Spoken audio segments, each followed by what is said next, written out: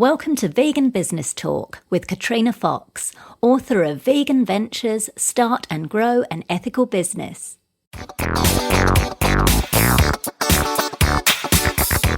Hello and welcome to episode 29 of Vegan Business Talk.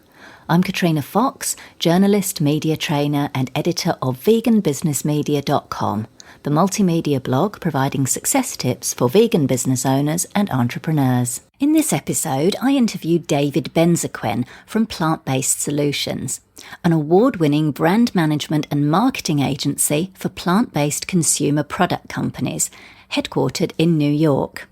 After more than a decade working in the government and non-profit sectors with a focus on education and grassroots advocacy, David immersed himself in the plant-based business sector, working for a time as a natural products broker before evolving PlantBased Solutions into its current incarnation.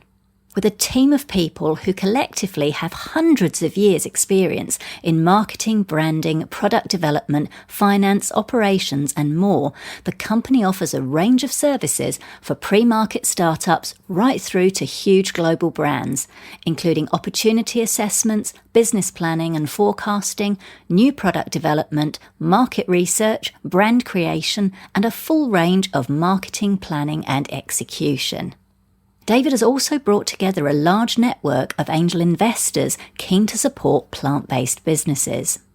In this interview, he talks about the 3 ways to price your product and the importance of choosing the right one, why having your product in the biggest and highest number of retailers is not necessarily the best strategy for sales or growing your business, the first steps to take before approaching retailers, the pros and cons of working with distribution companies and brokers, why listing too many free-from claims on the front of your packaging can turn consumers away from your product, what investors look for in businesses and what questions you should ask an investor, and much more. Here's the interview with David Benzaquen from PlantBased Solutions. Hello, David, and thank you so much for joining me today. Thank you for having me. It's a pleasure to be here. All right, so I begin with asking a question that I ask everybody, and it's about the why, the reasons why they run their business, their vegan-run business. So you run PlantBased Solutions. Tell me your reasons behind. What's your driving force for doing that? Sure. So I've been vegan for 15 years, and I spent over a decade working in nonprofits and government here in the United States to influence policy and people's behavior around the treatment of animals, particularly around factory farming issues and promoting vegan living. And the reason for that was a deep passion and concern for the way animals were treated, which I still have very strongly, and a belief that animals are just not here for us to use, wear, experiment on, or eat for our own pleasure when they have sentience and every right to live and express themselves the same way we do. And in doing that work in the nonprofit and government world, I absolutely was so motivated and inspired by the missions and the passions of the people before me and around me who taught me so much. But I also realized that I was not having the impact that I wanted to. And that was because the nonprofit world has some inefficiencies. I think it's extremely important and has a lot of value, but it really is good for addressing certain parts of this problem. If we look at the ultimate goal of changing the world for animals to encourage people to eat more or completely vegan, which I think it is because of the sheer numbers of animals and the level of cruelty that farm animals experience, then education and advocacy, which are the primary tools used by the nonprofit organizations, are an essential component of helping to spread the message and opening people's hearts and minds to such a behavior change. However, for many people, if we don't make the solutions to those problems, the solution to what people should eat instead of meat or dairy or eggs, more accessible, more delicious, more desirable, more affordable, more beautiful, etc., then it's almost impossible for them to understand how they could make the change, especially for those who are isolated or haven't been surrounded by these communities prior. So I mapped the food system and I realized that the education, advocacy, and fundraising that I had been primarily doing in the nonprofit world was very similar to marketing. For the first time, we have products that we can absolutely say can compete with meat, dairy, and eggs on par, on taste, and on quality. And I'm proud to be able to represent those products and to say, we now have these great products. It's time to make them beautiful. It's time to tell their story. It's time to get them out there and help people appreciate them. And so before, I was marketing ideas and selling ideas through fundraising and advocacy, and now I'm doing that for products. And I believe it's a fantastic way to show people that there are products that are just as good, just as delicious, and can meet their same desires in tradition and culture and experience, so that the other products are moot. Let's make it so that meat, dairy, and eggs and other animal-based products are just nonsensical and no longer needed in the market. Fantastic. I love that. That's sort of a similar, it's interesting you said that's a similar journey that I've come to, particularly around the whole, we are selling ideas, we are marketing ideas, and sometimes that can be a bit tricky for activists to get their head around. And I was going to ask you this later on in the interview, but I think I'll ask you it now because it kind of feels like the right place. I mean, what are your thoughts on, you very much come from, like you say, a non-profit activist background, similar to myself, and some in the vegan community are critical of what they're calling, vegan capitalism or vegan consumerism, and they argue that it's not the answer, to creating a fair and just world for animals. I'd love to get your take on that. Sure. I think that critiques of capitalism or critiques of market-based systems are fair and should be considered. I also think that regardless of what we think of those systems at a macroeconomic level, the reality is that people have to make decisions based on their ability financially, and people have limited resources. And they're making real life decisions, hard decisions every day between paying for food or paying for rent, healthcare or medicine, or healthcare or, travel to work or whatever it is. And for us to ignore that reality and not put ourselves in the shoes of the consumer and the person that needs to make those decisions is just unrealistic, regardless of whether we'd like to see a world in which systems weren't driven by these forces. Johnny or Susie today have to go to the store to buy food for their kids. They have a limited wallet size and limited resources to be able to make those decisions. And we have to show them that this is the right decision to make. And that requires that we engage with the realities of our current context. Brilliant. That's a really good answer. I actually learned quite a bit from that myself. So thank you for articulating that very, very well. So that leads me into the next question. Interesting. It's about the cost because, a lot of the time, and certainly a lot of vegan business owners that I speak to, and probably yourself as well, a lot of the times we see that vegan food and other products, particularly more so if they're healthy or they're organic as well, on top of that, they're more expensive. And how can business owners, ethical business owners, deal with that challenge to stay competitive and attract clients and get their foods to the masses and not just, the kind of the middle classes who can afford those kind of products? What's your thoughts on that? Absolutely. So as many of us know, the reasons for these cost disparities are twofold. First, in many countries, especially in the United States and other industrialized countries, governments have put in place insane, ridiculous subsidies and protections for the animal-abusing industries, which allow their products to be cheaper at the shelf than healthier, more sustainable products. This is particularly ridiculous when you take into account the fact that to grow a pound of meat or a gallon of milk, you need to use so many more plants than we would be feeding to people directly. So it's ridiculous, and it's obvious that the math shouldn't add up that way. Unfortunately, that's the situation we're in, and we have people, fortunately, in the nonprofit world and the advocacy world who are fighting to change those realities. At the same time, the other major factor in costs is scale, efficiencies of scale. And right now, the sustainable and healthy and ethical businesses have less scale than the status quo, which is destructive. And so we have a disadvantage in that way. But there are ways to overcome this. First, as you're thinking about the kind of products that you're going to bring to market, I work in consumer products, so that's the context that I'm most familiar with. As you're thinking about the products that you're bringing to market, get to know the inputs that you're using and not only their prices, but also their stability. One of the advantages we have unless there are government protections that keep prices stable in the other industries, is that our products tend to be less fluctuating in price than the competitor. So if we think about meat, dairy, and eggs and other animal-based products, there are so many inputs that go into growing and making those goods that they are much more, their pricing is much more volatile. That's why you'll see the price of milk halve or double over a single year. And you don't see that very often with fruits or vegetables or seeds or grains. So we have a benefit in that way. When somebody is thinking about how to price their product, there are three pricing mechanisms that one can use. One is called cost plus pricing, and that is where you identify all of the inputs that go into producing your product or providing your service. So you say, okay, I need this many people at this rate. I need this many ingredients. This is how much they each cost for one unit. I need this packaging. You calculate all of your cost of goods sold, and then you add a particular margin. Different industries have different standard margins for what is an appropriate amount or an expected amount to charge above that price. In the food industry or in packaged goods in the United States, we tend to use a 40% margin over the cost of goods as the price that the business would sell to either a distributor or to a retailer or to a consumer.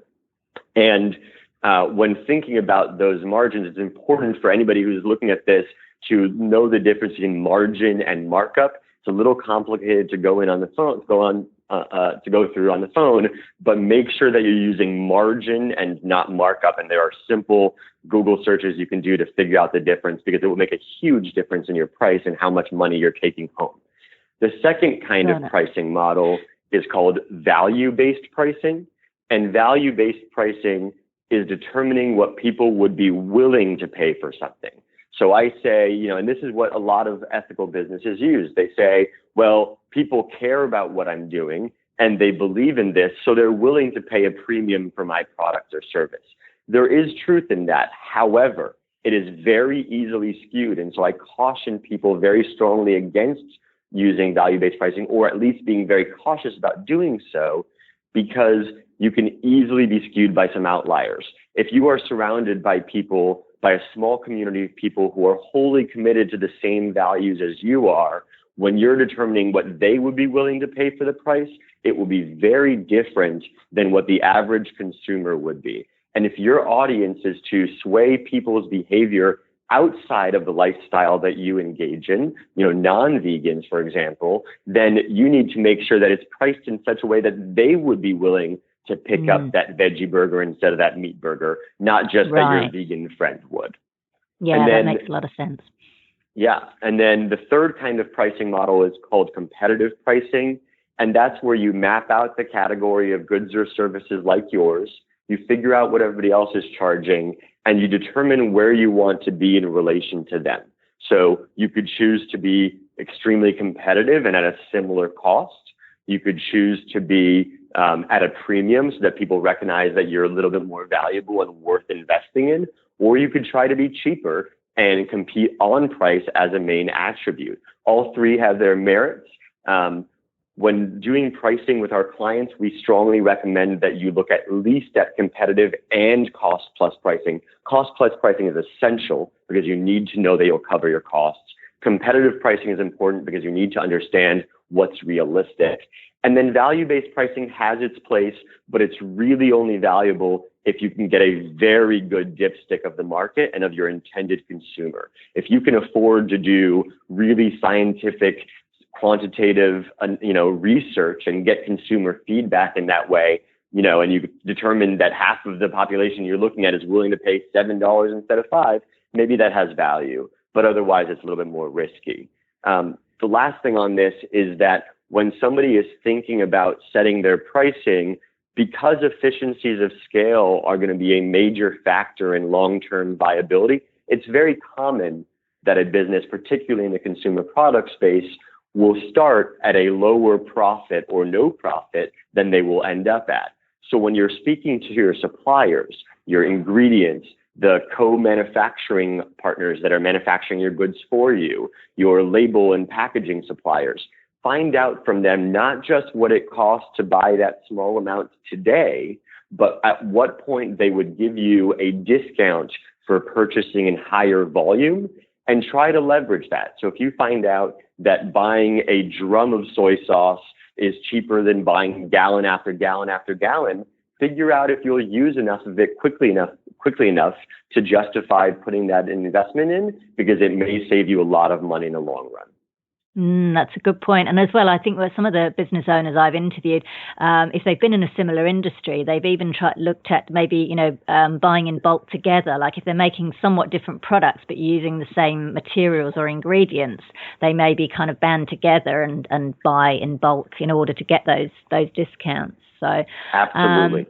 Yeah, cool. That's brilliant. Thank you so much for explaining all that. I think that's so helpful, because I think that is something that a lot of people do stumble over, particularly new business owners without a huge amount of experience. So I really appreciate you being so comprehensive there. So another challenge as well, that particularly, and I know you work a lot, particularly in the food space, is that people are very keen, or a lot of businesses are very keen, plant-based businesses, to get their products into retailers, whether that's health food stores, specialty grocers, or even the big supermarket chains. What advice can you offer along those lines? Sure. So my first piece of advice is that it is essential that you identify what the best place to be in would be. Everybody thinks, oh, wouldn't it be great to have my product on the biggest store's shelf or in the most stores? But that's not necessarily the best strategy. Selling does not mean making money, and you can often spend a lot of money getting into places where they will not get off the shelf, and you will waste money, having to market something that won't move, or having to replace wasted products or other things. So the first thing is get to know who your exact target customer is. Define that person. Where do they shop? What are their shopping patterns? Why would they be buying this, and how frequently would they be buying it?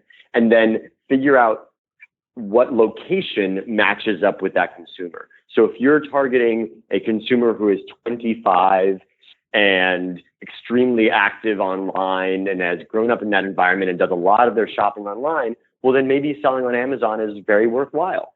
But if you're selling to an older customer who does not spend as much time online and still buys in a very traditional model, maybe selling at the grocery store would make more sense, or a particular kind of store. So that's the first thing. The second thing is, at the beginning, in the long term for consumer products, it's almost imperative that somebody get into, if you're going into retail, that one gets into distribution with a formal distribution company at some point. The efficiencies they have and the relationships they have with retailers make it much easier to get into those stores. However, they are in business as well, and it costs them money to bring in new customers. So for them to take you on, they have to see that you have some traction and a track record of success. So in the first few months or half a year of your business, you're going to have to hoof it. You're going to have to hit the streets and go to local retailers and really, really sell them on the merits, and then leverage that to go to a distributor or to other bigger retailers. So you recommend going to, in the initial stage, is actually going to retailers and supermarkets directly, and then down the track, go to a distributor? I think that's really the only option, at least here in the West. In the United States, the normal distributor, even a regional or local smaller distributor, will really only consider a business that already has 20, 25, 30 stores that they're selling into. And so a major plan of efficiency is when you're planning to enter the market, don't just haphazardly go to any place. And I don't just mean because the store might not be the right fit, like I mentioned at the beginning. I also mean that there are major efficiencies in being a small set of stores that are within proximity to each other. So decide what your ideal store is, identify 10 or 15 stores that you think would be perfect for your customers and your product, and then focus on those.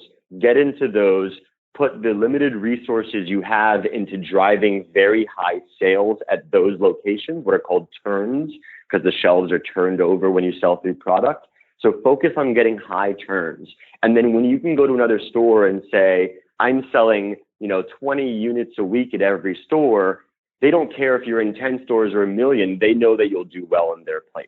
They would rather see that than you say, I'm selling 5 units in 1 million stores than I'm selling 20 units in 250,000 stores. Because to them, it shows that the potential is much greater. And that's true for investors, for distributors, for retailers. So focus on a small set, crush it in those stores with really good sales, put your dollars into direct marketing to consumers that will drive sales. So in-store sampling and other activities that are close to the point of sale to drive that success, and then leverage that to convince other people to support you.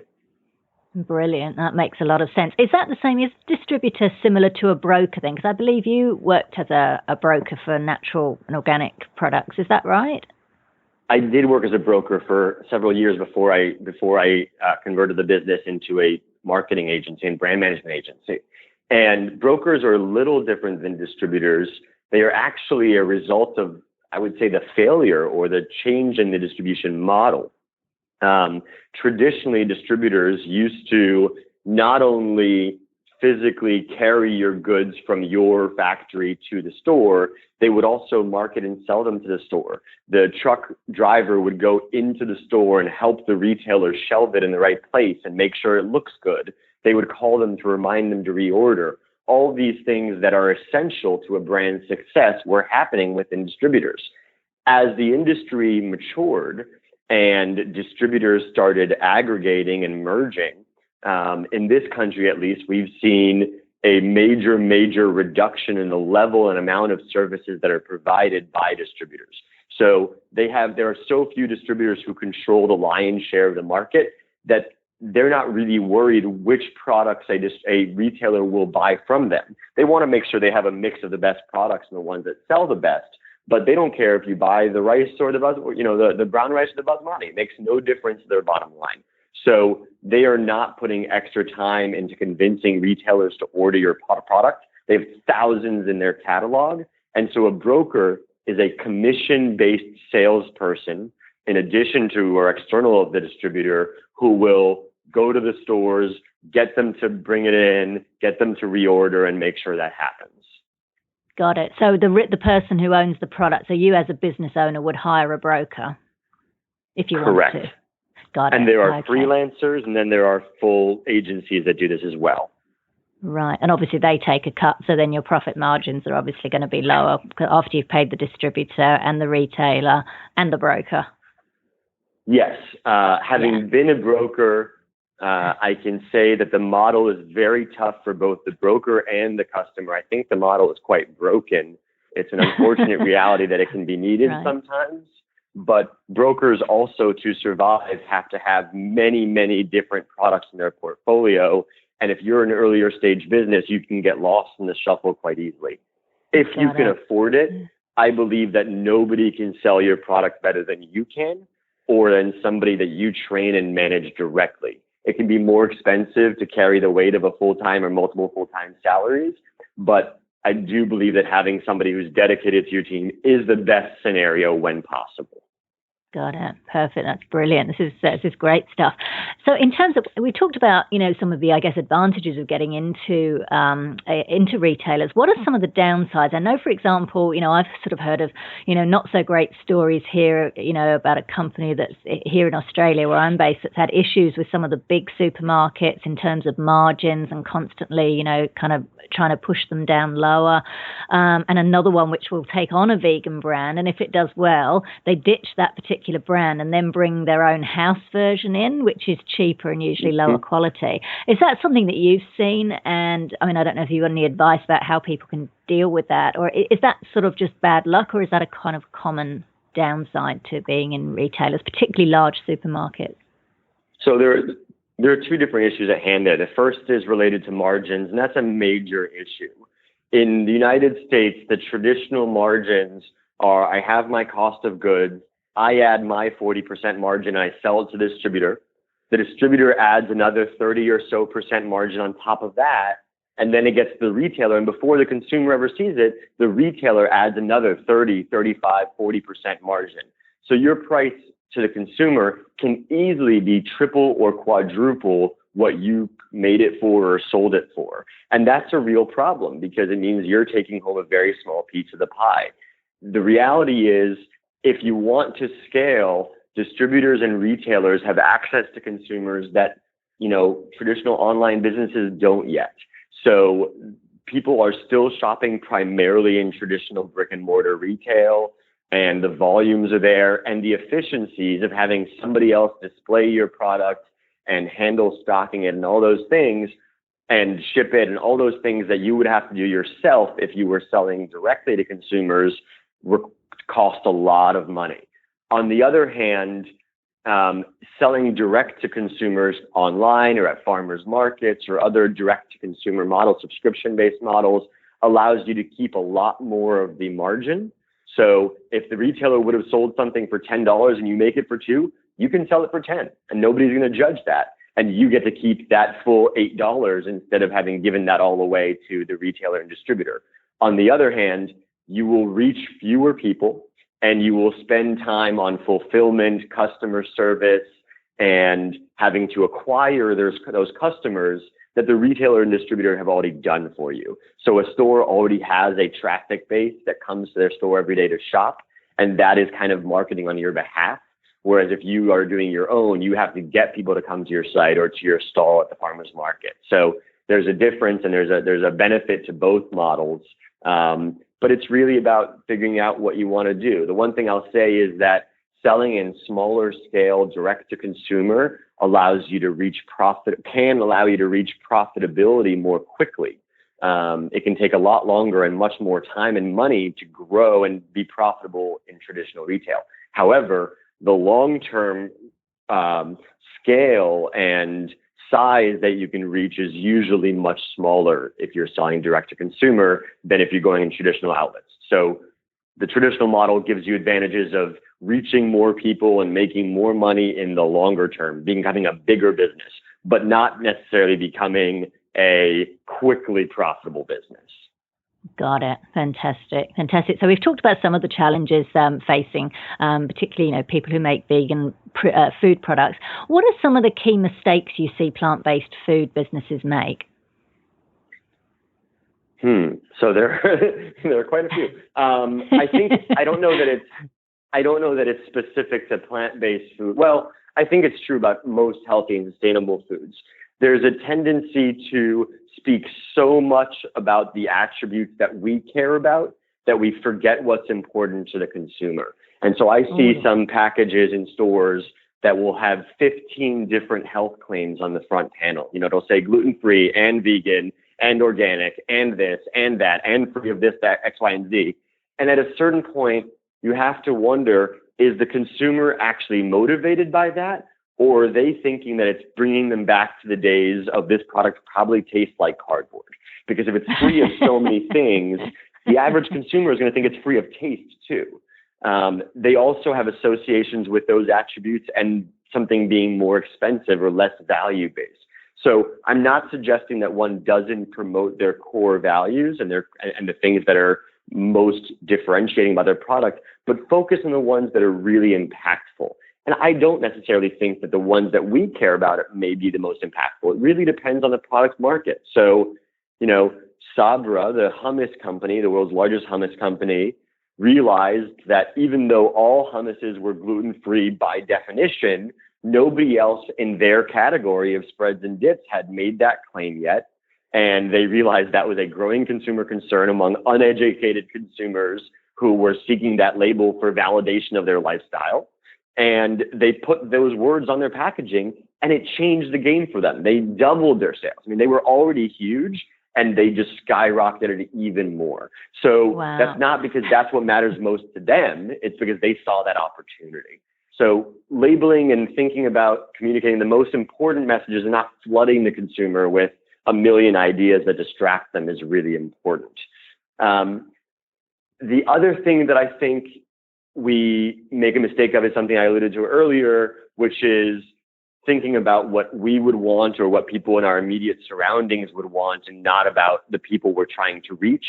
If the consumer you're trying to reach is so different than you, make sure that you're appealing to them. We talked in the book a little bit about, and in the blog a little bit about the use of the word vegan, for example. And I'm very proud to be vegan. I think that it is, because I think veganism is inherently encompassing of human and non-human and human animal concerns and other issues. I'm proud of that label that I believe identifies a lifestyle of compassion and commitment to a higher good. That said, sometimes it is a very powerful messaging tool and sometimes it's not. And knowing your audience is really important. If you're a company like Impossible Foods and you're trying to sell the bleeding burger to consumers who would otherwise be going to McDonald's or going to the steakhouse, yelling about the fact that it's vegan is probably not the most effective messaging tool. If you're trying to reach your own community, then sure. So some service providers are providing services to vegans, or to, my company is called PlantBased Solutions because we are reaching plant-based customers. We're not serving the consumer ultimately. We're serving the businesses and reaching the consumer. So our audience is plant-based. That's why we made that decision. But for some folks, that may not be the case. So knowing that is really important. Yeah, it's interesting, isn't it? Because I know, for example, as a consumer, if I go to my big supermarket, if I look at a product and I pick it up, for example, if I want a snack bar, now there's a couple of paleo bars there and I look at the ingredients and I think, well, it looks like it's vegan, but it doesn't have the word vegan on it.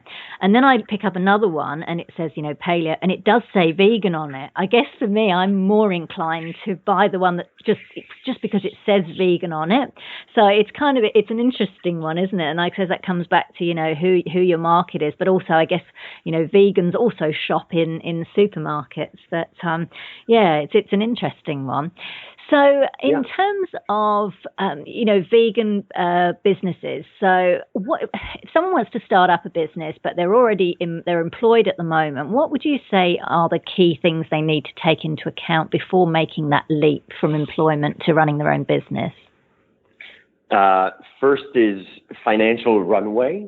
How much can how long can you afford to spend investing all of your resources into getting that business off the ground and not expecting that you will immediately be bringing enough money to replace the income that you had previously. Second is really, in any business, understanding who you're serving and what they're looking for and why your service or good is going to be better, or that consumer or that purchaser will recognize that your service or good is better than what's out there already. And I think those are the two key ones. And in deciding what those things are, it's really all about research and getting to know the market. There are super costly ways to do research. Focus groups and massive surveys with really statistical significance are really expensive. But there are also great ways to get research in grassroots ways. When I started my business, I did 115 informational interviews in 1 year. I interviewed every single person I could find who worked in food or in marketing or in sales or distribution, because I wanted to know this industry inside and out. And it was not something that I had, worked in traditionally. And so I learned it in the field while I was working full time and gained as much information as I could, and then crafted and tweaked and changed my business model accordingly. One also has to be willing to pivot and to recognize when a model is not viable or not sustainable. That was a key decision I made when I started my business. I started my business as a broker. I didn't start my business as a broker because I wanted to do sales in my career. I really didn't. But when I entered the marketplace, I realized that for a lot of companies, even the vegan companies that were run by my friends, they wanted to see me prove myself. And for them to pay a project-based fee or a retainer for marketing for somebody who hadn't shown that they did marketing, even if the work I'd done was similar, the words were different. So they wanted to know that I could prove myself. By offering to work on a commission basis, I was able to prove to them that I had value and that I could do the work.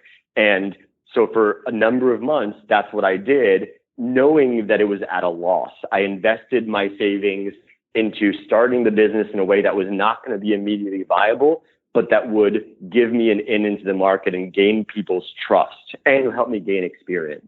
And then as soon as I had built enough trust to do so, I pivoted and I said, I'm no longer doing sales.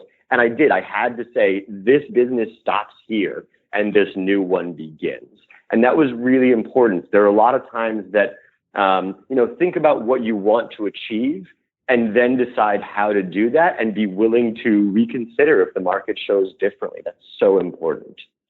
That's wonderful. And I think you're actually a fantastic example of that, of really walking your talk, because, I didn't really know all that. I just kind of assumed that you'd been, doing this forever because, you are so knowledgeable and so experienced. And that's really obviously shown as, you are very trustworthy because you really do know your stuff. So I think that's a really, really great example. You're a perfect example of that. Now, one of the businesses, you touched on, having the finances, to be able to do certain things and to start and grow a business. One of the services you offer is, I believe, helping businesses to secure investment. How do you determine whether a business is ready to approach investors? What do you look for? So different investors are looking for different things in terms of how proven a business is in its success. Some investors will only invest in a business when it's profitable and has shown real success in the marketplace. Some are willing to take a higher risk and come in earlier and invest in a great idea, but it's not just a great idea. And I think that's something, people have brilliant ideas every day, and they always think, aha, I've, developed the better mousetrap, or sorry, horrible analogy. I've developed the better humane mousetrap, or I've developed the better whatever it is. And that is fantastic, but it's only one piece of the problem. So I think an investor is really looking for an incredible team or individual that has either a very strong track record directly in that industry, or at least experience that is relevant, and a proven track record that shows that they have the education, the capabilities, and the expertise in their market to tackle this problem, and that they are aware of the weaknesses they have and that they are willing to address that. So if you're a starting business, you might be a solo entrepreneur that has a lot of sales experience but no marketing or branding experience. Okay, but when you go to that investor, are you willing to say, this is an area that I would like to grow in? Part of the investment will be to bring in this resource, either from an agency or a part-time or a full-time person devoted to that part of my business. That's really important. Team is essential, and it often gets overlooked by businesses when they approach investors. The other thing they're looking for is that you really understand your marketplace. You really understand the likelihood of success, your competitors, and not just that you think consumers will like what you're doing and be willing to pay for it, but that you can show that tangibly. You have to understand who you're competing with, even if you think your product or service is brand new and better than anything else out there. When the internet came around, just because it was completely different than what was there before, it does not mean that it didn't have to compete with Encyclopedia Britannica. It still did, because consumers were buying that and they had to be educated. And the internet companies had to spend money to acquire consumers and educate them about the value of what they were doing to convince them to throw away the books or recycle them and focus their new attention on this much more expensive machine. So we have to think about the marketplace and the likelihood of success. The next thing is they want to know that you've thought about profitability, not in terms of some grandiose long-term vision, but they want to know that if you sell one unit of a good, or if you provide a service one time, can you show them that the unit economics of that service or good are such that you can show profitability? So if it costs me 20 cents and I sell it for $1, I show profit. But they want to know that you've considered all your costs and that you can prove that. Because the fact that you could make $1 billion in revenue is uninteresting to them if you're going to be losing. It's not only uninteresting, it's terrifying to them if you're going to be losing a penny on every single sale. So that's really important. And if you're not going to be profitable tomorrow, that's okay. But you need to be able to show them, at what point do my cost of goods, because of efficiencies or anything else, reduce to the point where I will be profitable? Can I show them that opportunity? So that's really important. And get to know your potential investors, and understand if their interests, their values, and their investment thesis and model are aligned with what you're doing. Yeah, that's a good point. I was going to ask you about that on the flip side. What should vegan businesses look for? And I think that's interesting. What do you think about like Shark Tank? Because there's been a few businesses on Shark Tank, and some have got investment and they've taken it. Others that got a deal and then walked away from it because it wasn't a fit. What do you think about that? Yeah, I think Shark Tank is a fascinating entertainment tool to give people a modicum of information about the investment world. I think that it's really grossly inaccurate to a lot of realities of what investment looks like. People do not make a pitch and then get investments of hundreds of thousands, millions of dollars, or even tens of thousands of dollars within minutes. The show is taped over many hours, but more importantly, when the show has aired, there have already been many months between the original taping and the show airing of the investors and the entrepreneurs going back and forth on what's called due diligence, where the investor will be studying the business to see if they really actually want to follow through with that investment. And the entrepreneur has that same opportunity. And that will be true in any investment scenario. In a traditional investment scenario, it can take 4, 6, or more months to raise capital. So that's the other thing. When you're thinking about raising money, don't do it last minute. Really plan out ahead of time and get all your materials ready and your pitch ready, identify the right investors, and then prepare for some time before the money will come in. The thing to look for, I suggest, in finding investors, obviously values. You want to know that they're not going to try to take over your business and change the core reasons that you were founded. You don't want them to try to turn you into a non-vegan business or something like that. Another thing is how long they intend to hold on to the investments they make. So some investors are looking to make a quick profit and flip. So they would buy equity in your business, and then as soon as they can, they want to get rid of it. That can be a real problem if they're expecting you to pay them out on a very short timeline, and you need their investments to realize its potential over longer term. So find out how long they're willing to hold on to it and figure out if that matches with your needs. That's a really good point. Yeah. Yeah. We have investors in our syndicate of vegan investors who will hold investments for 2 or 3 years, which is a pretty traditional venture capital model. And we have others who say, we're willing to hold on to it for 8 to 10 years because we want to be your long-term partner. So those things are important. And the other thing I would say is, in looking at investors, in addition to their values and their investment model, figure out what kind of involvement and what kind of support they expect to offer or want to offer in the business. Sometimes an entrepreneur wants an investor who will be hands-off, and there may be benefits to that. If they really know their business and they don't want interference, find out if the investors are looking to be very involved, looking to be active participants in decisions, which can be great or it can be a hassle. On the other hand, investors, in addition to raw capital, can provide incredible strategic value. So we have investors in our network of investors who have themselves been hugely successful food entrepreneurs or successful in finance or in law or in a bunch of other areas, and they may be willing to devote some of their time or expertise or connections to the business in addition to the dollars that they're going to put in. That's really important. And then finally, find out, can they help you raise other capital? Do they have relationships with other investors that they can bring to you? And are they willing to extend or reinvest in the future? Often investors, not always, but some investors will want to retain a business for long term. And as new investors come in, their share of the pie is going to shrink. So if I put in $10,000 for 10%, as the business grows and more investors come in, my $10,000 is no longer worth 10%. Some investors will want to maintain or even grow the piece of the pie as new rounds of investment happen. So you might say to them, hey, your $10,000 is about to be worth 4%. Are you willing to re-up so that you maintain that share and help us grow in this next round? And often they will. Brilliant. That's wonderful. Now, I believe you actually held an event not so long ago where you brought together some investors and actual businesses, and I heard that was a huge success. Can you tell us a little bit about that and what it entailed and some of the outcomes?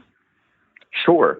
So at the Natural Products Expo West, which is the largest trade show in the world for natural and sustainable products, including many different vegan foods and other products, which was in Anaheim in March, we held a networking event between investors with vegan values and vegan product companies that were looking to raise capital. We had companies of all sizes, from startups to businesses who had already raised significant capital. with many different kinds of products. And the networking was fantastic. We had some really great introductions made. I'm sure that no investments were made on the spot. That wasn't the intention. It was really more of a warm introduction, speed dating, and starting to seed that information so that they could follow the conversation. And we do know for a fact that several of those conversations did result in investment actually quite quickly, within a month or two, and additional within a few months later. So we're very excited about that event. We plan on repeating those events in the future in either that or similar forms at the future Expo events and others. And we're proud to serve as a bridge between the investment community that shares these values and the entrepreneurs who are starting these businesses that are changing the world. That's wonderful. You're doing some amazing stuff. I'm feeling so inspired by what you're doing, David. So in terms of competition, we are in the midst of either a vegan or a plant-based revolution, which means there's a lot of players now, a lot of new players in the arena, as well as some of the original ones, both, ethical vegan brands and non-vegan run businesses that are, wanting to get in on this trend. What advice do you have for plant-based businesses or vegan businesses on how they can stand out both within and outside of the vegan business arena? So I think being very aware of your competition is essential, but worrying about them is less so. It's not about, fretting that they're going to take your market. It's about knowing what they're doing and doing it better so that they can't. And I think that's really important, whether it's a vegan business or a non-vegan business. Understand what they're offering, understand what's really wanted in the marketplace. Be open to pivoting, be open to investing in the right things to grow your business or to shift your business if needed, and plan accordingly. So I think that's crucial with any kind of business. I'm not sure that it's specific to the vegan market. I'm really excited about the growth in the vegan market in every area, from the service providers like what we do to the products. I think it's healthy and it allows us to constantly improve. I think that new products force old products to reevaluate and think about how they can do better. And that can only help animals. So I'm very excited about it. And I think there's a lot of room for a lot more people to do the work I do and what many others in the space do. And that's very exciting. Fantastic. So in terms of marketing, we've touched on the issue around, using the word vegan and plant-based, which is fantastic. Now, let's talk a bit about your business, because you say you run PlantBased Solutions, and tell us a bit about what are some of the benefits of working with an agency such as yourself? So I think the benefits of working with an agency like ourselves are really being able to leverage the best industry expertise at a cost that would not be realistic with larger agencies or with full-time employees. So our model is we really serve as an outsourced chief marketing officer or suite for an early stage company. And we specialize in consumer products between pre-revenue businesses that have done no sales to companies that are $10 million in annual sales or larger. We do work with companies that are larger than that, but we really love working with upstarts that are, have a huge opportunity to change the game, but who really need help at an early stage. Our model is based on bringing the best in the market at a competitive price by getting the best in the business to give us exclusive rates so that they can provide our clients with the best work without additional cost. That is a lot more competitive than a lot of the larger agencies that have 100 people on their payroll that they have to cover costs for, regardless of whether they're committed to a project or not. And it's very different than hiring a full-time chief marketing officer or strategist who could cost easily in the mid six figures to provide that work.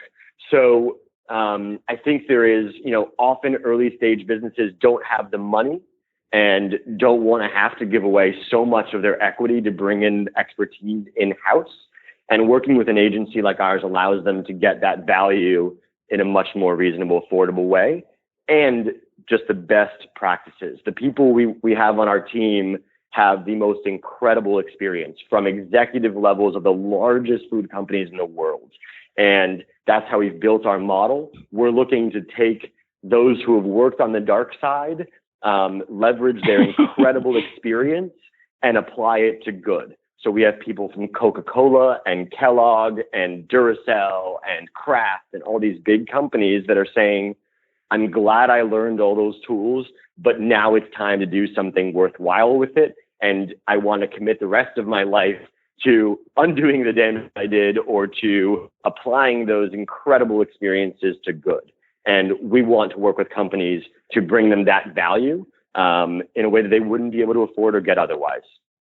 That's wonderful. So what you're saying, David, then instead of you actually having employees, are you kind of hiring, like bringing in consultants on a project by project basis? Am I understanding that right? So we have our core team, and then we have spent the years that we've been in business vetting the best people in the industry, whether they're freelancers or they're moonlighters or larger agencies or whatever it is. And either because of their values and their desire to do good, or because of the opportunity we bring them and bringing them so much business because we really value and work closely with our contractors, they are willing to and agree to give us incredibly competitive rates, exclusive rates that they can't give to anybody else. And that allows us to bring the work of the best people in the industry with our project management and strategic expertise over it at a cheaper rate than one would get that same work without our value added directly from that person in the market. So if you want a logo and you would spend X for it, we'll get it for you for less than X, and we're going to use all of our expertise to make sure that it's the best logo you will ever have, on time and done with real thoughtfulness about its impact in the market. Okay, I've got it. So do you have anyone, when you mentioned you have a core team, so does that mean you have some employees?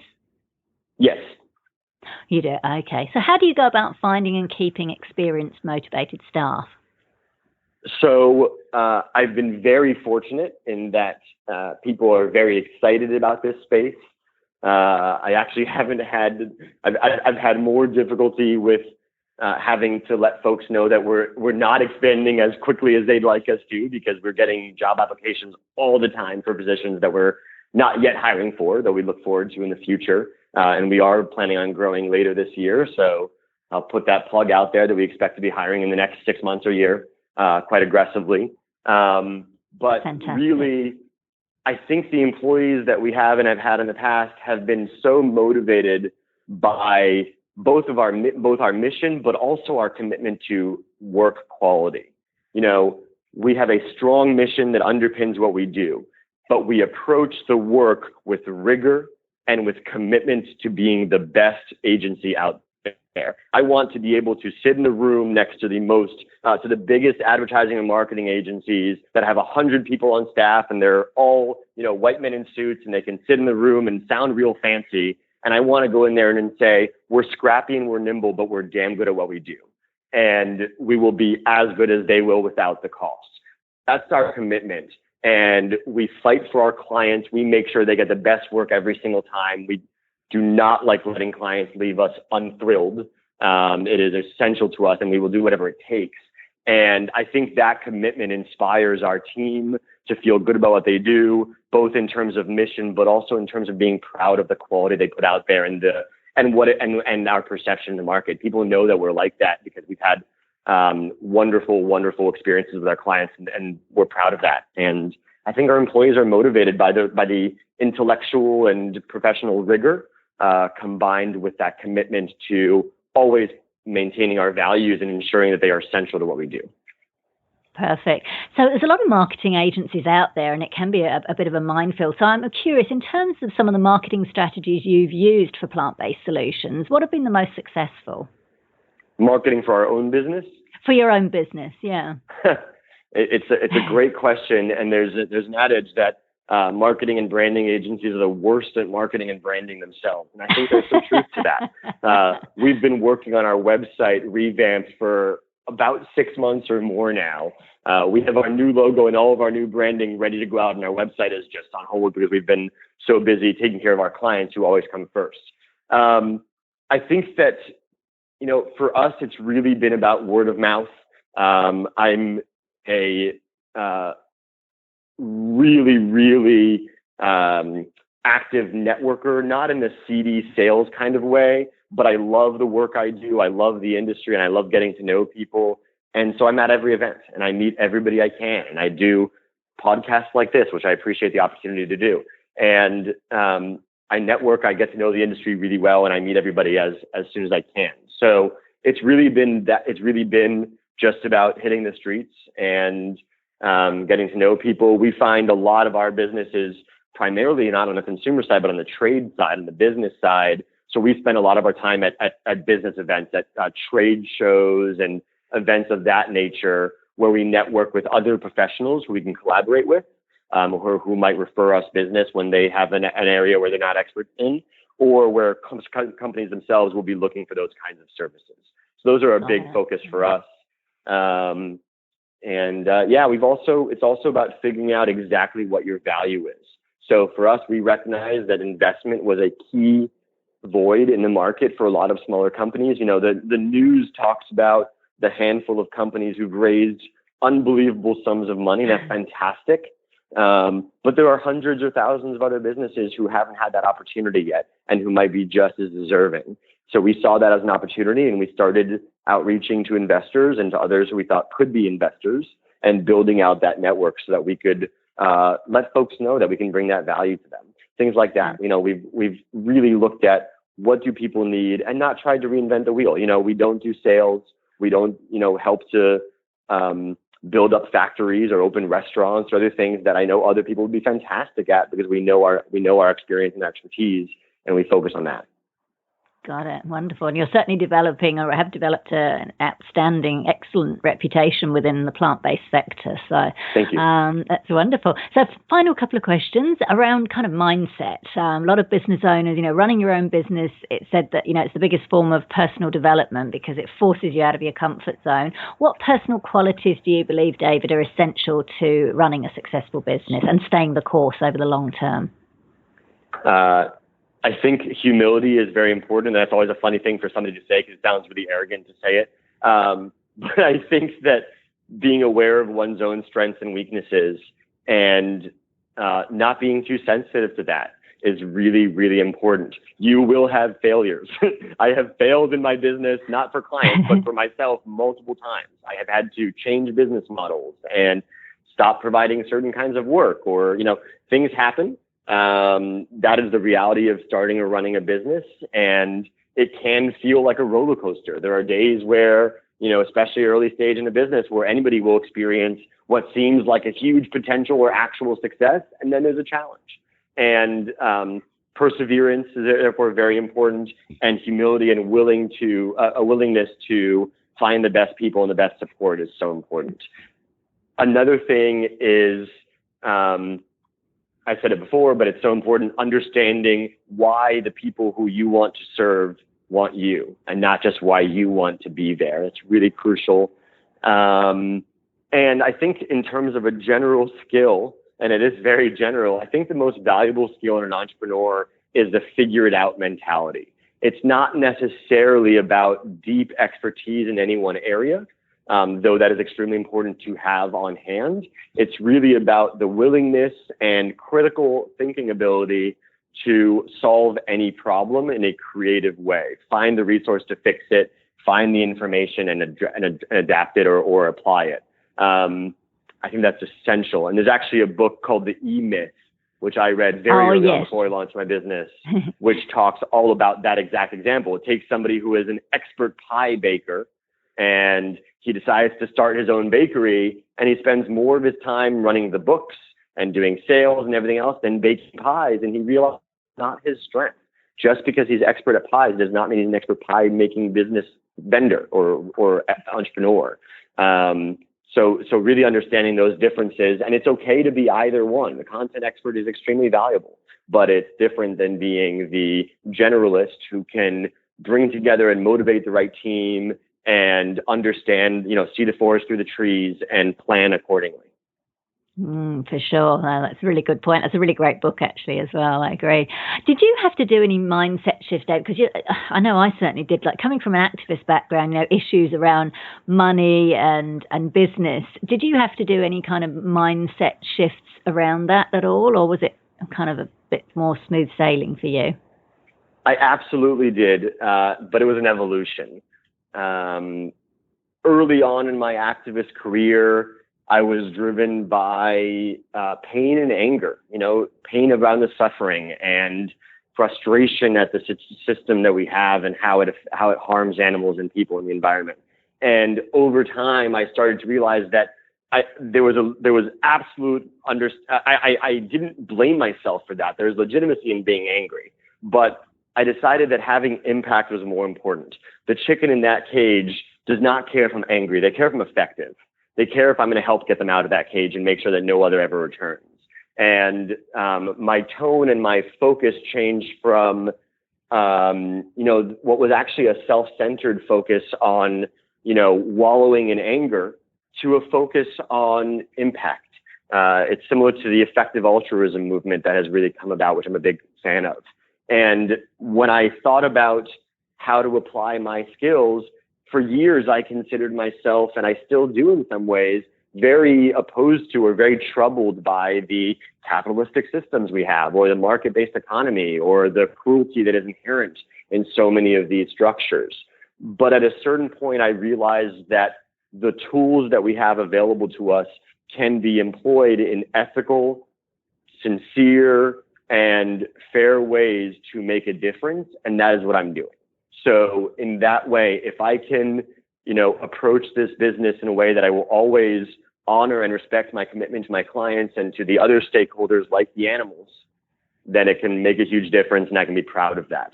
And I think that's how I've approached the business, and I think that that's a way that we can make a huge difference without sacrificing our values.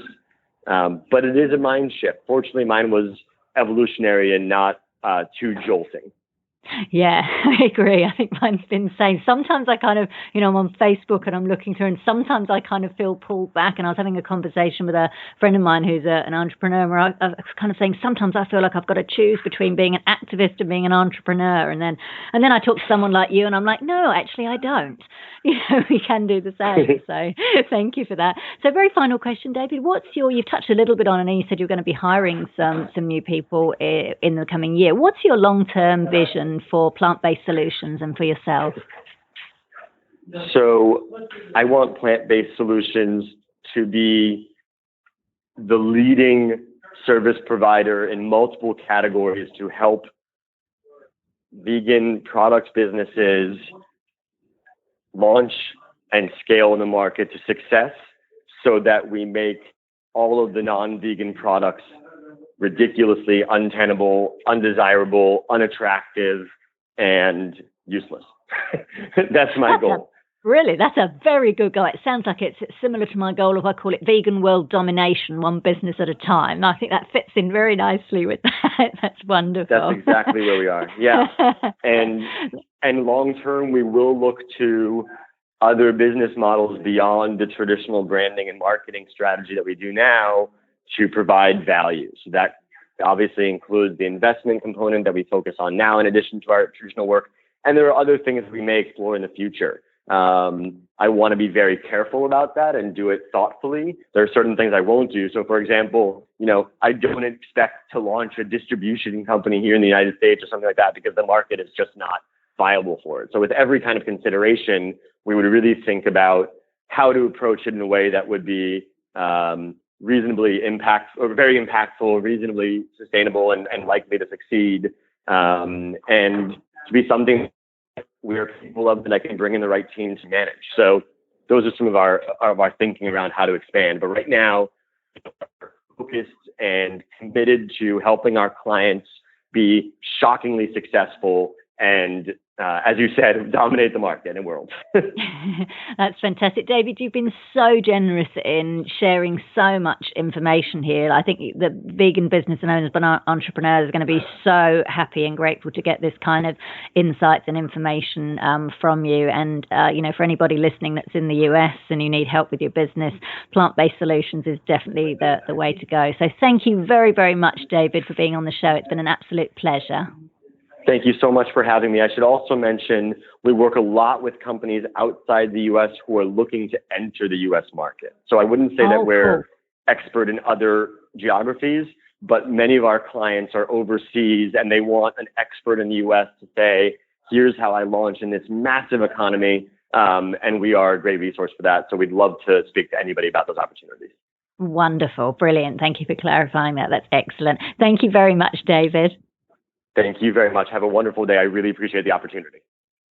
So that was David Benzaquen from PlantBased Solutions. You can find out more at plantbasedsolutions.com.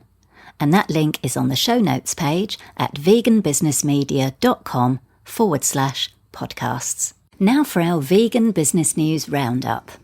US frozen meal delivery service Vistro has rebranded to expand its appeal outside the vegan and vegetarian markets to attract mainstream consumers, reports Food Navigator. The company's logo has been updated along with a new slogan, Plants Please, which is a play on words to communicate that the company's meals aim to please. The theme of happiness and joy continues via Vistro's website and also its packaging.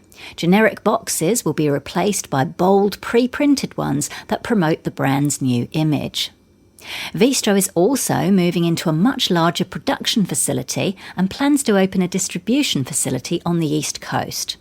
All this was made possible by an injection of $1.5 million in capital. So it's great to see vegetarian and vegan businesses jumping on the plant-based bandwagon and going outside their core market to target non-vegans. A German company has created what it claims to be the world's first vegan wooden sneakers. According to Oddity Central, NA2 sneakers are made from 90% sustainable wood. To make it flexible, the wood is applied to an organic cotton and vector engraved in a way that the material bends and becomes soft and flexible like a fine nappa leather, giving a smooth and fine feel. And apparently you can smell the wood and see the tree's natural texture in the sneakers. The unisex wooden sneakers have 4 different low-top and high-top models in various colours and wooden tones. They're expected to go on sale in Germany soon, and if successful, will expand into other markets. The vegan butcher store trend continues. After a couple of places opened in the US earlier this year, a business owner in Ireland has taken up the baton. Bart Sova opened his eponymous store, Sova, in Dublin this month, serving up vegan delights such as chia burgers, seaweed chowder and kelp caviar, reports Dublin Live. After 2 years of running the eatery as a pop-up at various locations, Sova is delighted to find a permanent home. The restaurant seats around 40 people and customers are allowed to bring their own beer. So this is an exciting development for Ireland, and let's hope that Sova is a huge success. Tattoo and makeup star Kat Von D has committed to turning her entire cosmetics range vegan. She made the pledge in the latest issue of Leica magazine, which is a fantastic vegan lifestyle print and digital publication available alongside mainstream fashion media in newsagents in the US and other places. Von D is the cover model and discusses her passion for animals and commitment to veganism. While her new Kat Von D beauty makeup products are vegan, some of the older lines contained beeswax and carmine. She told Leica, "I have a platform and this to me is the number one most important issue on this planet." So this is so cool. As is Kat herself, of course. She's got a huge social media following, around 24 million at the time of this report, combined across Facebook, Twitter and Instagram.